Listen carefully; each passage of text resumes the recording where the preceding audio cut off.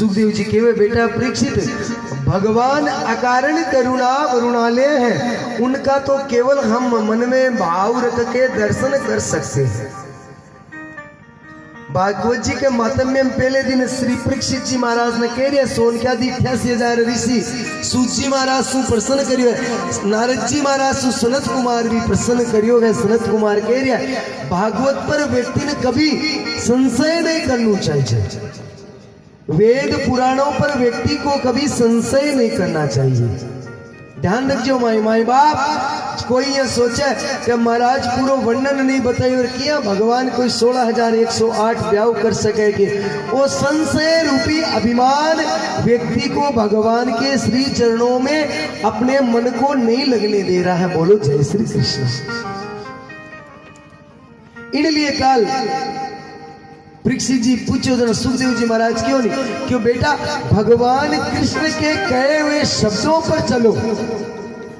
भगवान काहे करो भी चीज को विचार मत करो। भगवान कृष्ण ने जो गीता में अर्जुन को उपदेश दिए हैं उस उपदेश के मार्ग पर आप चलो और भगवान श्री राघवेंद्र सरकार श्री राम जी जिस काम को अपने हाथ से किया है उस काम को आप करो। मैं तो बार बार कथाओं में कहता हूँ भागवत जी व्यक्ति को मरना सिखाती है, अपने जीवन को किस प्रकार सुंदर बनाए। रामचरितमानस व्यक्ति को जीना सिखाती है, परिवार में रहे तो कैसे रहे, किसके साथ रहे, कैसा व्यवहार करे, ये सब जीवन की शिक्षा है। बोलो जय श्री कृष्ण। आज भगवान को पहलो विवाह हुआ रुक्मणी मैया के साथ। काल आपा कथा ने बड़ी प्रेम श्रवण करी है।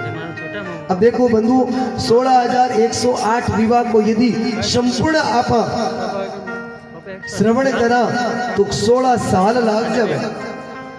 लेकिन श्री सुखदेव जी महाराज के परीक्षित जी जीवन में भगवान के नाम का जितना भी आपने काना में शब्द पढ़े तो ये समझो गोविंद है जो हृदय में प्रागट रूप सु आपने बैठा है। बोलो जय श्री कृष्ण। भगवान के पहलो विवाह हुआ रुक्मणी मैया के सागे। रुक्मणी मैया के एक पुत्र हुआ, मां को नाम है प्रद्युम्न। भगवान को दूसरो विवाह हुआ जामवंती के बेटी के सागे, जामवंत जी की बेटी के सागे, जामवंती के साथ। भगवान को आगे क्रम में विवाह को संपूर्ण रूप है जो सत्राजीत की पुत्री के सागे, संयमन के वास्ते सत्यभामा के सागे, प्रसेन की पुत्री के सागे भगवान का विवाह होते होते तीसरो विवाह भगवान को ये सत्यभामा की पुत्री के साथ, सत्यभामा नाम हो। चौथो भगवान को विवाह हुआ कालिंदी के साथ। पांचवों भगवान को विवाह हुआ मित्रवृंदा के साथ। छठो भगवान को विवाह हुआ नग्नजीत के साथ। सातवां विवाह भद्रा के साथ। आठवां विवाह लक्ष्मणा के साथ। ये सब जितना भी भगवान विवाह किया है ये सब बड़ी बड़ी राजाओं की पुत्रियां ही, और कोई ना कोई सबके पीछे कारणवंश हो। लेकिन कारणवंश की श्री सुखदेव जी महाराज 10वें स्कंद में बड़ी विस्तार कथा लगाई है। जब परीक्षित जी बोलिया भगवान मैंने विस्तार कथा सुनो, भगवान बोलिया श्री सुखदेव जी महाराज कह रहे बेटा संपूर्ण विस्तार सु आपा कथा श्रवण करा तो तने भी ऋषि को श्राप है सब तभी दसी। इसलिए सुखदेव जी बड़ा अलौकिक संत है और परीक्षित है जो दुनिया का सबसे बड़ा श्रोता है। कितना प्रश्न करया है भगवान, सब प्रश्न को उत्तर करियो है। जब सुखदेव जी महाराज ने परीक्षित जी बोल रहे भगवान तो ये 8 विवाह तो करया था, लेकिन बाकी का विवाह 16,100 राजकुमारियां ने जो बंदी बनाई और बंदी बनाने के कारण भगवान ने जगह भूमासुर को उदार करने के लिए बंदी के मायने 16,100 राजकुमारियां ही।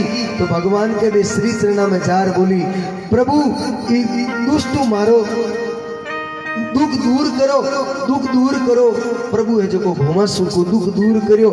जना सब राजकुमारी है जो कि भगवान के श्री चरणाम जार कियो।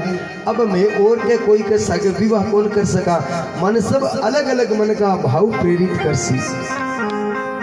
तो भगवान तो अकारण करुणा वरुणालय है। भगवान सबके सामने सबने कृष्ण स्वरूप दिखन लाग्यो तो प्रभु 16,152 करया। इन प्रकार श्री सुखदेव जी महाराज के भगवान का संपूर्ण विवाह या 16,108। बोलो जय श्री कृष्ण।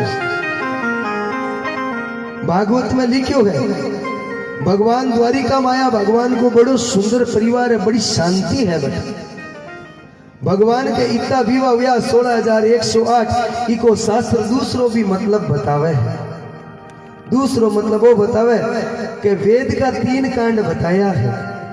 ज्ञान कांड 4,000 मंत्र है, कर्म कांड के माइन 80,000 मंत्र है, उपासना कांड में 16,000 मंत्र है।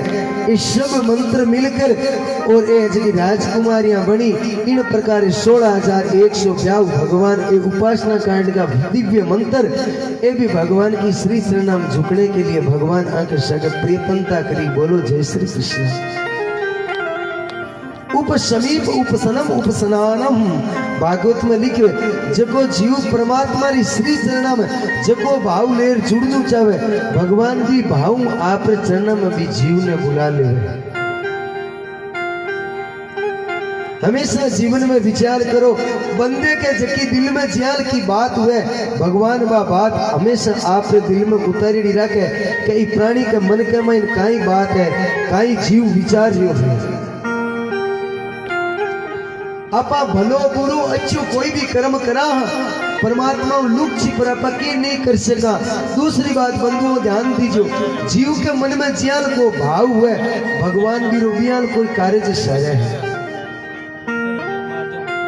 और आपा ज्ञान को कर्म करा परमात्मा ज्ञान को कर्म।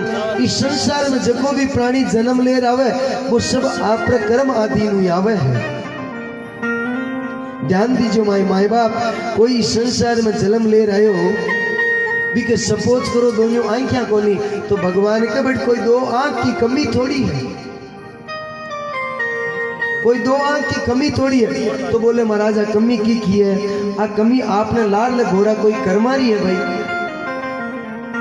गरुड़ पुराण के में 18 पुराण में गरुड़ पुराण में बड़ो व्यक्ति जीवन की सुंदर गाथा बताई है।